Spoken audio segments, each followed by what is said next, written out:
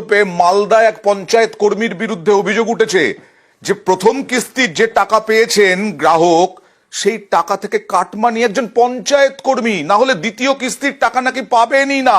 এর মধ্যে আবার ফোনের যে কথোপকথন সেটাও ভাইরাল হয়েছে, যদিও নিউজ 18 বাংলা সত্যতা যাচাই করেনি, সেটা দেখুন। কত টাকা লিব বলবা তো, এবার বলে দাও। 15 বললাম, আমাকে তো 15 দিবা। কত? 15,000। তো আমরা তো কত গরিব মানুষ, তো কত দিবা বলা তো, কত দিবা বাবা? 100-200 টাকা লিব না, 2000 কি 4000 লিব। ভিতরে লিখে দিই, হবে না? যখন পারবা তখন হবে। তো কেন টাকা ঢুকালে দিব না? টাকা ঢুকাইনি, ঢুকিয়েছো তো, আগে তো বলো নি, আগে বলতে তবে তো আগে আছে টাকা নাই। নাই রে বাবা, নাই। 1 টাকা থাকতো তো। আমি তো লোকের কাছে ধার করতে গেলাম তো কেউ দিল না, কাল থেকে খুঁজছি না। আছে, খুঁজে দেখো, না হলে কালকে ভিতরে লিখে দিব। টাকা পুরো হবে, পুরো তখন 6 মাস হোক, 9 মাস হোক, 1 বছর পুরো হোক। আমার দরকার ছিল বলে তো বলছি কি উঠিয়ে আমি দিয়ে দিব, টাকা ঢুকালে আমি দিয়ে দিব। আমার তো খাটার লোক নাই, নিজে আমি খাচ্ছি তারপরে হচ্ছে। 1000 টাকা দেওয়া হয়েছে, তার মধ্যে 15,000 টাকা চাইছেন এই পঞ্চায়েত কর্মী। কথা বলবো প্রতিনিধি সেবকের সঙ্গে। সেবক, এত সাহস হলো কোত্থেকে, কে? একদমই দেখো, অত্যন্ত গুরুতর অভিযোগ। মালদহের মানিকচকের মথুরাপুর গ্রাম পঞ্চায়েতের 2 জন কর্মী, তার মধ্যে একজন পঞ্চায়েতের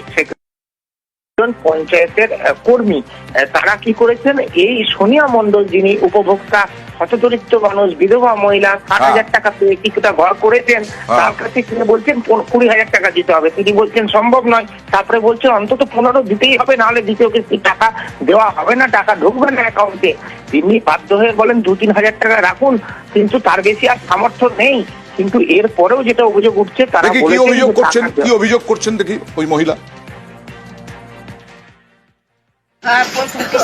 কত টাকা? 60,000 টাকা ঢুকে গেছে?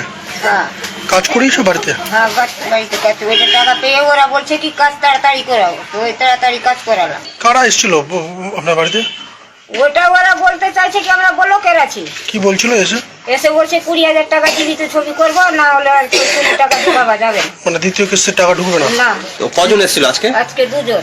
2 জন এসেছিল? হ্যাঁ, কালকেও 2 জন এসে। ফোনের কথোপকথন ভাইরাল হয়েছে, তারপরেও তিনি অস্বীকার করছেন ওই পঞ্চায়েত কর্মী। দেখি তারপরে একটু সেবকের কাছে যাব সংক্ষেপে। এই বিধবা মহিলার বাড়ি গেছিলেন আপনি?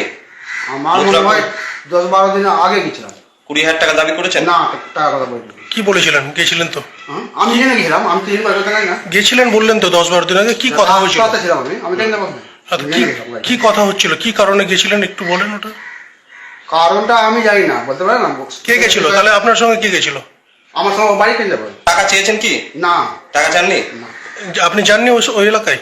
ওই এলাকা আমি যদি আসবো তখন না প্যান করে দাদা, আপনি কি গেছিলেন আজকে মহিলাটার বাড়ি গেছিলেন? মহিলাটার বাড়ি যাননি?